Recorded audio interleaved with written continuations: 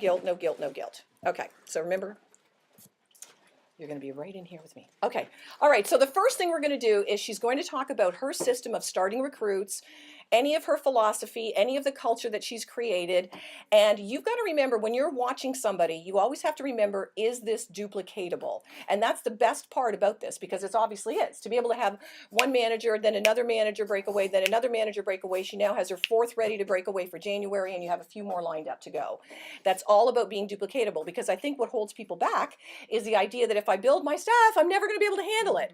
Or if I start having breakaways, how am I going to get them ready and still build my staff? And it's all possible. So you'll recognize all the Alouette isms and all the things, but how has she put it into a system? You also have to use your personality. So if you like to go out with people, or you like to be on the phone more, or you email more, or whatever, you got to get that balance. But she does have a balance. She does a combination of both of them. So, okay, go ahead. Okay, before I get into the actual... Talk to them. Okay. Talk to them? Talk to them. Okay, before I get into the actual... It's so weird, sorry. Getting into the actual system, I just want to read. This is a book called, it's called Dreams or Whispers from the Soul, and it's by this simpletruths.com. I would recommend just going on there whenever you need a little bit of motivation. It's totally for free. You can go on to the little books. It has a little blurb of what the book is, and then there's a lot of them have little DVDs. So it'll show you, it's like not even a 5-minute DVD that you can just click, and there's all the little inspirational things. So you can even see before you order the book, which are only like $10, you can see what it's kind of about. And so they're very they have lots of pictures, which is, I like pictures, I'm a little kid. I like to see the pictures and the quotes. But this one, I met with a couple of my new upcoming breakaway managers, and I just wanted to kind of, again, paint the picture in their mind. But this was just a short little story that I thought was appropriate to go along, keep in your head before I go into everything. So this one is, it's never too late. Okay, Bessie had been an amateur photographer for 25 years. Now at age 70, she had a very clear dream. I want to be a world-famous professional photographer, she said, and then emphasized, the difference between an amateur and a professional is a professional gets paid. Have you guys heard this story before? No, oh, okay. I'm like, oh, do you know this? Fabulous, I explained. Is anything stopping you? She paused for a long time. I'm sure I need credentials, but I don't want to go back to school at my age. I listened between the words and felt what she wasn't saying. Bessie, what's really in your way? I gently asked. Everyone is telling me I'm too old, she slumped. They're telling me to be realistic.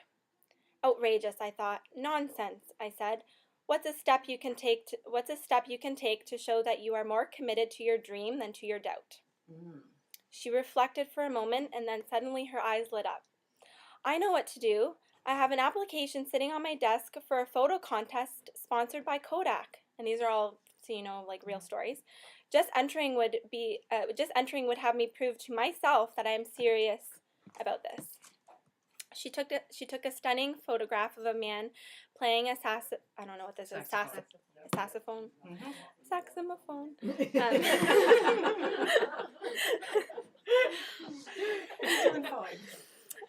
With golden tones of his instrument reflecting his bright red band uniform. She proudly sent it off to the Kodak competition, now mind you, along with 500,000 other entries. Bessie won first prize, which included a check for $10,000. I ran out to get business cards printed, she bragged. After all, now I really am a professional. Her photograph toured around the world with the Journey into the Imagination exhibit. She got the whole dream. Bessie, what did you learn from this? What wisdom would you share? I asked. She looked at me square in the eyes and said, it's never too late to make a dream come true. Until you get to the end of your life and look back on what you did or didn't accomplish, how do you know if something isn't realistic? Most people compromise their dreams down to what they realistically believe they can accomplish before they explore the possibilities of where their dreams might take them. Not Bessie and not you.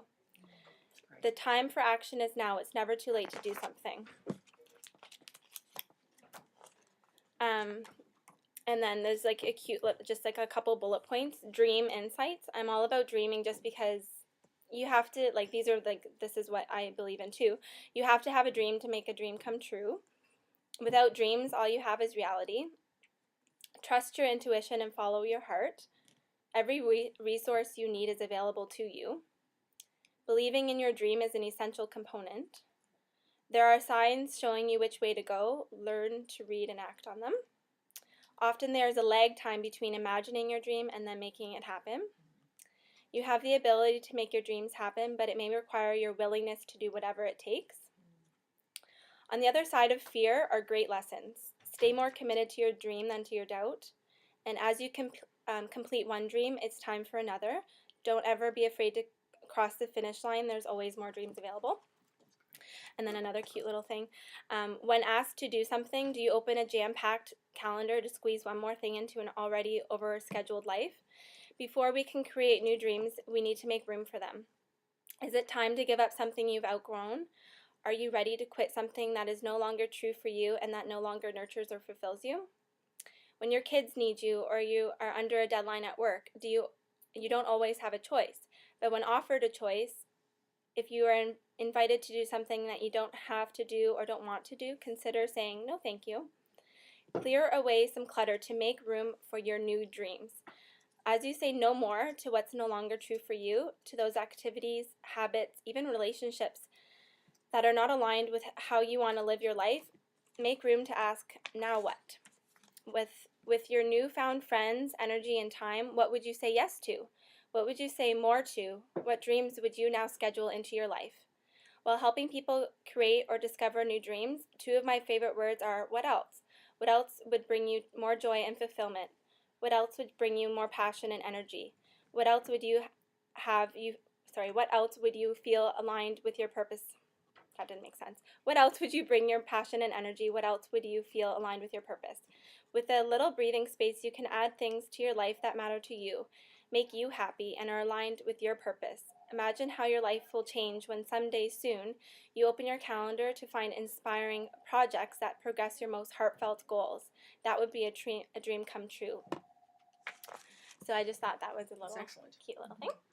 Because I believe in that. You can't, and I really learned that when I quit my job because I didn't have the time for the big dreams that I wanted to have, and so that helps. Okay. Are you making these? Yeah, we're going to close. Yep, okay. We're going to close this part of it. But one of the key phrases that she said in there was that one about what are you willing to commit to for your dream instead of. Yeah, how much are you willing? How much? I mean, that was really good, and that we always focus on the opposite, not on the dream.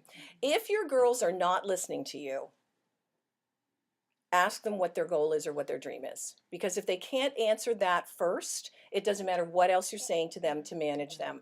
And it's the same thing with you. If you're not full of energy, if you're not excited, you have to say, what am I working for? What's my goal? What's my goal this month? Or what's my goal for the year? What am I going for? Because too quickly, this just becomes another responsibility in your life. When people turn their business around, it's because they've decided they want something. And I loved also where it said, when a dream ends, be ready for the next one. Don't be afraid of the finish line, but you've got to have something else lined up. Otherwise, you're going to be floating for 3 months until you realize, oh, that's the problem. I haven't had a goal. I haven't had a dream. The dream also has to be something you personally believe in and that you want, that you can feel something about. It can't be, I guess my goal should be. That doesn't create energy in you. It has to be something that does. So